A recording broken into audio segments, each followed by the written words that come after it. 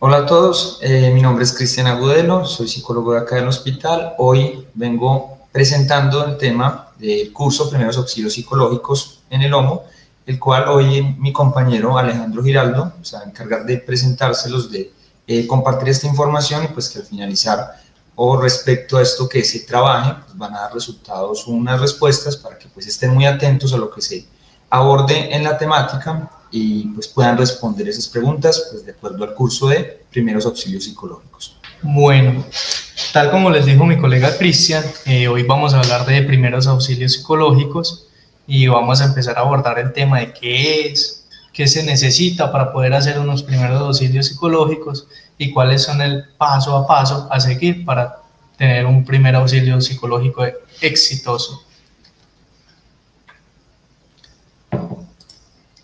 Bueno, primero que todo, ¿qué son los primeros auxilios psicológicos? Estas son intervenciones inmediatas y breves que se utilizan para ayudar a una persona que experimenta una crisis emocional o psicológica con el fin de reducir el impacto del evento y facilitar una recuperación. ¿Qué implica esto? En esta situación, lo que tenemos que hacer es ir a apagar un fuego, no solucionar la fuga. Es decir, la crisis aparece por circunstancias, dependiendo del sujeto que esté presente. Sin embargo, lo que vamos a hacer es acompañar y disminuir esa carga de crisis que tiene la persona que acompañamos. No solucionar problemas, porque nosotros no estamos ahí para solucionar, sino para acompañar y que tramite la persona la situación de crisis que está experimentando. Ya a partir de ahí, luego de que es más estable, se le pueden dar algunas indicaciones para que, según sea la cantidad de crisis que identifiquemos, pues remitirlo a otros servicios donde se le pueda ofrecer una ayuda. La recuperación o el arreglo de esa fuga, por decirlo de algún modo, se da desde un acompañamiento psicoterapéutico, que eso ya es otro asunto. Bueno, los primeros auxilios psicológicos, también llamados primera ayuda psicológica, son parte de la intervención de primera instancia. Somos los primeros que actuamos en el lugar. Y esto lo puede ofrecer cualquier persona siempre y cuando haya sido capacitada. Además de la información, tendremos que tener presente otros motivos y otras organizaciones que tenemos que tener al momento de afrontar una crisis o acompañar a otra persona, otro sujeto. Bueno, estos primeros auxilios psicológicos se basan en proteger el bienestar de la persona que está en crisis a través de un apoyo inmediato, utilizando unas técnicas desde la empatía, la contención y a un acompañamiento emocional. Listo. Ahí ustedes se preguntarán, bueno, pero ¿qué se necesita para poder hacer un primer auxilio psicológico exitoso? Bueno, en primera instancia, reconocer en qué espacio estás, con quién estás alrededor y qué riesgos hay en el lugar. Es decir, si estamos ante una situación de riesgo, vemos que podemos salir nosotros también lesionados por intervenir, no es el mejor lugar para hacer un primer auxilio psicológico. En esos casos, lo ideal sería invitar a la persona que está teniendo la crisis a que se desplace hacia otro lugar, que incluso eso es una de las formas de alejarlo de un lugar que puede ser estimulante o estresante para la persona. Entonces, tener presente el espacio en el que se está, los riesgos que se tienen y qué posibilidades tengo yo como persona que estoy ahí presente, como persona ya con unos conocimientos en primeros auxilios psicológicos, qué posibilidades tengo yo para estar ahí en el espacio, si el espacio es adecuado o no para hacerlo. También reconocer que quien da la connotación de una crisis o no es el otro, es decir, no es desde la propia percepción de uno, desde su subjetividad que va a decir como, ay, está experimentando una crisis. No, eso se da evaluando ciertos factores, tanto conductuales, cómo está la persona, cómo se está comportando, si está agitado, si está en shock. La otra persona incluso lo puede nombrar de, no, estoy bien, y puede no estarlo, pero es de empezar a identificar qué nociones tengo yo de que la otra persona está desregulada. Si es una persona que conozco, listo, se debe identificar cuando actúa diferente a como lo hace usualmente. Eso también es importante tener en cuenta, que no depende de la magnitud con la que nosotros veamos la situación. Es decir, para mí lo que puede ser una crisis puede que no sea para el otro. También respetar eso. Respetar la palabra del otro, lo que viene diciendo el otro. Ahora, antes de intervenir, ¿qué preguntas orientadoras se debe hacer uno mismo antes de entrar en acción? Listo. Primero, ¿con qué habilidades cuento? ¿Qué conocimiento tengo yo para ir a ofrecer mi servicio a otro ser humano?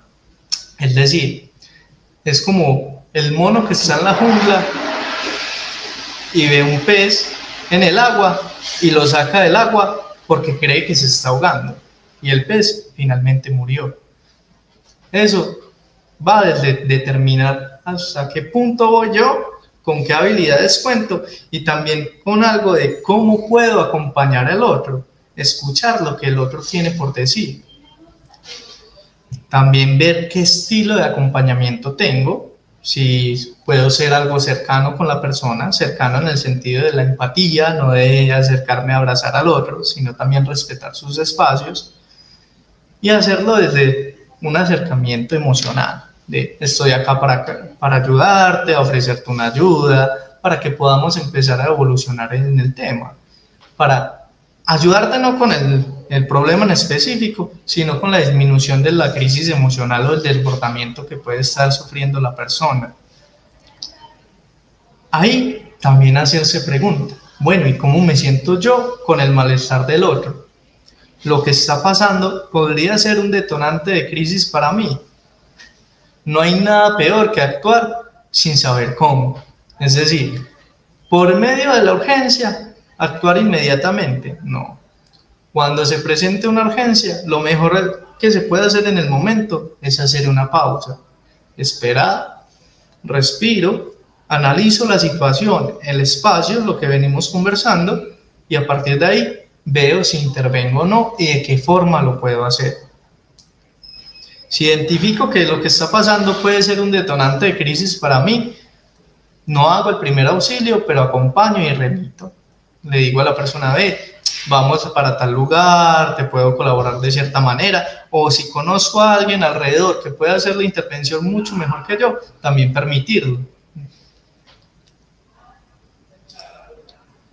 Ahora, ¿dónde se puede ofrecer el primer auxilio psicológico? Se puede ofrecer en cualquier lugar en el que se presente la oportunidad de acompañar a una persona que esté en crisis. Se deberá evaluar el lugar donde se va a realizar la intervención, identificar que la zona donde se realice la intervención es segura, tanto para el otro como para mí, y valorar el riesgo e identificar las limitaciones que hay en el espacio. Es decir, yo no voy a ir a tocar temas o a abrir temas que no sé manejar, o que no sé tratar, o que no son de mi competencia en el momento y lugar en el que estoy. Es necesario recordar que en todos los casos debe tratarse de un lugar donde la persona, en lo posible, se pueda sentir cómoda, se pueda sentir segura en el espacio, donde pueda también haber una privacidad y confidencialidad con la persona, que lo que me está contando a mí no se va a conocer en todo el espacio, y en especial pues cuando estamos en un lugar de trabajo como es este. También por el respeto al otro y la dignidad del otro, de lo que está comunicándose y de la habilidad o la emoción que hay en el momento. ¿Qué tipo de personas o quiénes pueden requerir un primer auxilio psicológico? Está dirigido a personas que hayan sido afectadas recientemente por algún acontecimiento crítico o grave para la persona, que lo pueda leer así, y se encuentren en una situación de angustia, donde estén desbordados. Generalmente, las crisis se pueden manifestar con llanto, con irritabilidad o bajo estado de ánimo. Sin embargo, la crisis más general que todos conocemos y que le damos nombre es, ¡ay no, se está agitando! ¡Ay no, algo está pasando! Sí, pero ¿qué pasa cuando una persona entra en shock? muchos pueden leer eso como, no, está pensando, démosle un espacio. Y realmente lo que puede necesitar la persona es que alguien esté ahí acompañando. Entonces, identificar en qué momento se puede ingresar al lugar y ofrecer el servicio de ayuda. Bueno, y ustedes dirán, Alejo, pero todo este rato estaba hablando de crisis. ¿Pero qué es una crisis?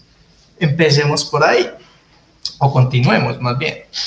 La crisis es un estado temporal, es decir, es algo que no es largo en el tiempo, no va a durar un año con crisis, no va a durar 2 años con crisis, sino que puede tener varios episodios durante el año o los 2 años de crisis, pero no es algo continuo. Ahí ya estaríamos hablando de otra cosa. La crisis es un estado temporal de desorganización en el que hay un desbordamiento a la hora de afrontar una situación o una problemática, donde los recursos que tiene la persona que está viviendo la crisis en ese momento no fueron suficientes para abordar la situación, para darle cara a lo que está sucediendo.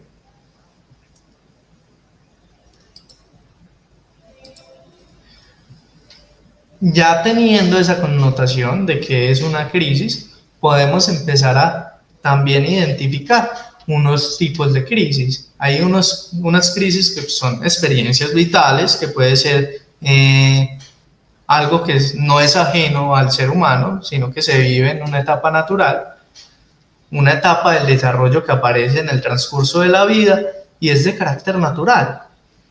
No siempre aparece la crisis, eso dependerá de cada sujeto. Un ejemplo de eso pueden ser las experiencias de duelo. Un duelo no lo vive igual ninguna persona, pero el duelo aparece y es inevitable, en algún momento aparecerá, ya sea en un duelo por relación, perdí una relación amistosa o incluso afectiva, más allá de la amistad, noviazgo, pareja, con otra persona y tuve un duelo. Eso puede detonar una crisis. O se murió alguien cercano. Eso también puede detonar una crisis. No es obligatorio que aparezca. Tampoco es una condición universal, pero puede aparecer. Como también hay otros tipos de crisis y son circunstanciales del momento y el lugar donde está la persona, donde puede que en otras circunstancias no aparezca, pero justo en ese momento apareció por un desbordamiento. Una crisis que se presenta por particularidades del momento y el lugar y no es limitada al proceso natural del individuo. Un ejemplo de esto y que puede suceder, y seguramente alguno de ustedes pues lo habrá experimentado o conocerá a alguien que lo haya vivido, y es no obtener la respuesta que quiero de otras áreas dentro del hospital, por ejemplo, o no tener una comunicación efectiva con la otra persona. Eso puede hacer que aparezca una crisis, pero es que no entiendo por qué pasó eso y me empiezo a desbordar porque no tengo la forma de afrontarlo, o sea, porque ese día pues me levanté un poco más irritable, tuve mal sueño, lo que sea, pero esa circunstancia en específico, el no haber obtenido esa respuesta, detonó en mí una crisis. Eso puede suceder y nadie es ajeno a eso. La situación está en, listo, identificamos qué tipo de crisis es, pero a partir de ahí, ¿cómo acompaño y cómo hago un primer auxilio psicológico exitoso con esa persona? Tener en cuenta lo que les mencionaba ahora. Si bien hay una crisis general que se conoce, sea por cultura o por películas, lo que sea, que es la persona que entra en un llanto imparable y agitación y se levanta, pues hay muchos tipos de reacciones en la crisis. Principalmente identificamos 4 tipos: unas reacciones emocionales, unas reacciones cognitivas, otras reacciones físicas y otras que son las reacciones sociales. Y todo tiene que ver con todo, es decir, no es que estén sueltas de por sí. Una puede generar la otra y viceversa. En las reacciones emocionales podemos ver muchas, pero algunas de las más comunes pueden ser estado de shock, terror, que la persona esté más irritable, que sienta tristeza, rabia, o incluso en algunos casos que se pierda el disfrute, es decir, que por el hecho de estar en crisis no se permita el disfrutar de algo que naturalmente disfrutaría. No sé, yo naturalmente disfrutaría de mi hora de almuerzo. Estoy feliz, la hora feliz, pero como algo sucedió, sea una experiencia vital o circunstancial, como lo hemos visto, detonó en mí una crisis y ya no estoy disfrutando mi almuerzo, una pérdida del disfrute. Ahora, también hay unas reacciones cognitivas. Dificultad para concentrarme, confusión, el no entender, está la negación, por ejemplo, de la situación o circunstancia que sucede, y una autoestima decaída o una percepción de autoeficacia decaída. Decir, no, pues yo no entiendo por qué tuvo que pasar eso, y empezar a generar incluso muchos pensamientos que llegan de la nada y un bombardeo de pensamientos, muchas rumiaciones, por ejemplo. ¿Qué sería eso? Muchos pensamientos que llegan de la nada y que empiezan a aparecer por causa de la crisis. También hay unas reacciones que son físicas, se puede sentir cansancio, la persona puede estar decaída, sentir el cuerpo pesado o incluso puede aparecer taquicardia, empezar a agitarse, sentir una presión en el pecho. Las crisis pueden llevar a ataques de ansiedad, a ataques de pánico, pero puede aparecer eso, taquicardia, sentir dolor en el pecho, en el cuerpo, agitación descontrolada. Incluso las crisis también pueden generar unos efectos, como puede ser el insomnio, el no tener esa forma de tener un descanso o un cuerpo o una parte física controlada, que al fin y al cabo responden a lo que hemos visto hoy y hablado hoy. Una crisis es un desborde que puede experimentar cualquier sujeto. En lo social eso tiene unos impactos.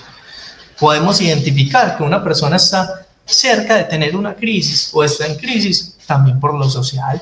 Si vemos que una persona, lo que les comentaba ahora, se está aislando demasiado, está demasiado retraída, más de lo que puede suceder normalmente si conocemos la persona y la forma de actuar. Si se empieza a aislar mucho, si hay un incremento de discusiones, la persona no tiene vivencias placenteras o no tiene la forma de comunicarse de manera adecuada o como lo haría naturalmente, y esto incrementa las discusiones o conflictos que se tienen con otros, tanto en las relaciones interpersonales que uno pueda tener con el compañero de la oficina, con los compañeros de otras áreas, con los amigos. Eso puede aparecer.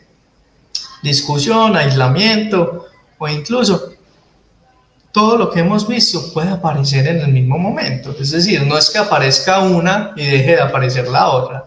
No, yo puedo estar en un estado de shock por una crisis, experimentar una dificultad para concentrarme por el mismo estado de shock, no entender qué sucede, puedo estar confundido, y en mi cuerpo puede estar el cansancio de sentir mi cuerpo pesado, de sentir que no me hallo, por decirlo de algún modo, y eso puede hacer que yo me aísle, o eso puede hacer que cualquier cosa que me digan, yo estalle y responda de una manera negativa, o responda de manera grosera, que eso es algo que puede aparecer, pero también se debe acompañar.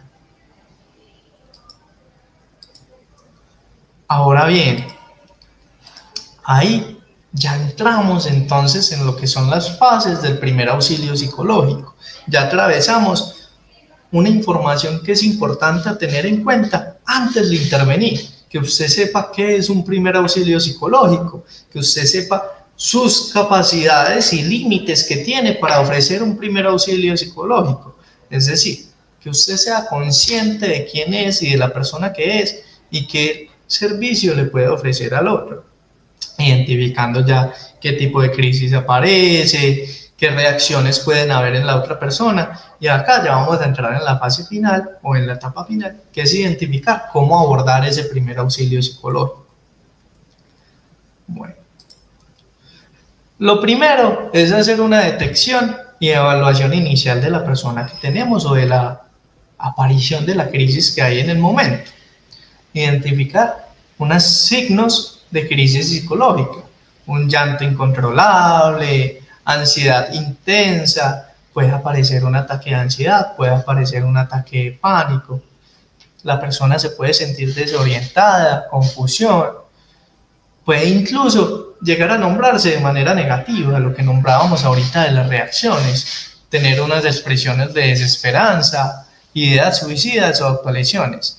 Siendo este el caso, cuando ya aparezcan, si llegan ideas suicidas o autolesiones, es importante determinar hasta qué punto la persona necesita de un primer auxilio y hasta qué punto es necesario más bien remitir a otro lugar porque no tengo las habilidades o no cuento con el conocimiento o la forma, ya sea por mi lado o por el lado del otro, de ofrecer un servicio de ayuda, de estabilizar. Si eso no es posible, listo, entonces ¿hasta dónde acompaño y a qué personas puedo contactar para que puedan acompañarlo a un proceso, por ejemplo, acá mismo en el hospital mental, que contamos con psicología, psiquiatría, y desde ahí ofrecer una ayuda más especializada? Puede aparecer el estado de shock o un bloqueo emocional. Infinidad de cosas pueden aparecer, pero es hacer la detección de estos principales que estamos nombrando hoy y empezar a decir, bueno, ¿hasta dónde voy? Lo importante acá, como les mencionaba también al principio, es, me conozco, pero lo que voy a ir a hacer es acercarme al otro desde la empatía, con tranquilidad, no forzarlo, porque pues, si la persona no quiere ser ayudada en cierto sentido, pues es imposible prestarle una ayuda, sino acercarse desde la empatía y tranquilidad. No, ven, yo estoy acá, es para acompañarte, quiero estar contigo y que puedas estabilizarte y ya después tomar unas decisiones. Acompañarlo en el proceso, con lo que abrimos hoy, tramitar esa angustia emocional, esa crisis que aparece. Ahí entramos en la segunda fase, que sería estabilización y contención. Ubicar a la persona, dentro de lo que nombramos, en un lugar seguro y tranquilo. Si sé que el detonante para la persona es un lugar, es un espacio, son unas personas en las que está ahí, pues es imposible que yo aborde, o no va a ser tan eficaz que yo aborde un primer auxilio psicológico, estando el objeto de estrés ahí presente. Ven, establece un contacto visual con una voz calmada y lo desplazas a un lugar seguro y tranquilo, donde pueda facilitarse, tanto para usted como para la otra persona, el llevar el lugar, la compañía. Siempre desde una escucha activa. ¿Qué quiere decir eso? Que más en pensar yo qué voy a responder al otro, más que decir como, ay, ¿y yo qué le digo? Ser muy atento con lo que nombra el otro. En general, muchas de estas ocasiones, lo que la persona está experimentando es un desbordamiento que necesita expresarlo. Es más, prestar también el servicio de escucha, sí, atento, activo, más que estar pensando todo el momento en qué respondo, sino en cómo lo escucho, qué escucho y a partir de ahí cómo me oriento. En eso está, entonces, tener un contacto visual y hablar con una voz calmada. No vamos ahí a regañar de, bueno, no, ya, contrólese. Eso no le va a ayudar a nadie. No creo que a ninguno de nosotros nos haya ayudado en algún momento. Que nos vean mal y nos digan, no, respire, ¿usted por qué es así? A nadie le sirve eso. Más bien se acerca desde la empatía, desde la calma. Y el no juzgar al otro. Puede ser lo más básico del mundo, o que cada uno de ustedes identifique, pero qué bobada, porque está sufriendo por eso. Y es que ahí es importante no juzgar. La experiencia de cada persona es diferente. Como yo puedo entrar en crisis por una situación, por una discusión con otra persona, otros lo podrán manejar de otras maneras. Es decir, yo puedo entrar en crisis por, ay, fue pucha, se me pasó el bus, no, ya me toca esperar otros 15 minutos, y por una carga emocional entrar en crisis. Y otro me ve al lado y dice, pero pues es esperar 15 minutos, qué bobada, y yo entrar en crisis. Ahí lo que está haciendo la persona y lo que está haciendo mal es juzgar desde una posición propia y no entender también que puede haber una subjetividad en juego del otro sujeto que está ahí. Entender eso, acercarse, no juzgar y confirmar que la persona se está sintiendo escuchada o que es escuchada. Ve, te estoy prestando atención, darle retroalimentación a lo que me estás diciendo es esto y eso, que la otra persona pueda experimentar eso, que finalmente está tramitando y expresando lo que está viviendo. En ese sentido, también es importante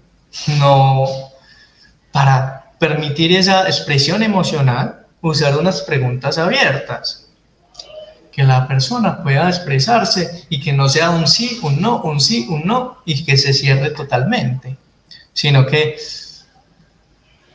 ve cómo te estás sintiendo, preguntas que le permitan empezar a identificar, listo, siento esto en el cuerpo, siento esto en el lugar, pero también de qué formas puedo empezar a tramitarlo. Ve, ¿y vos qué haces cuando estás así?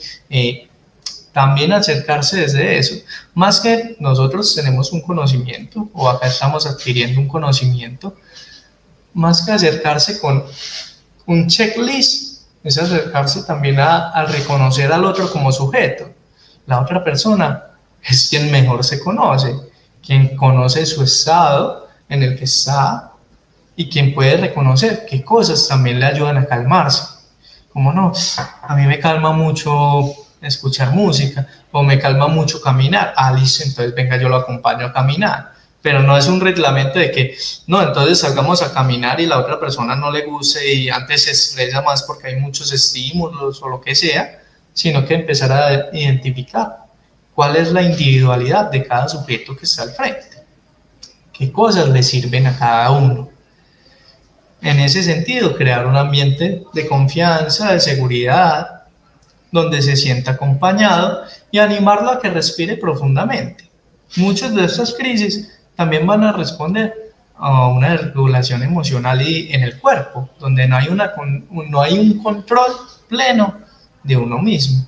El ser consciente de la respiración hace que la persona pueda volver un poco en sí y empezar a tramitar la situación.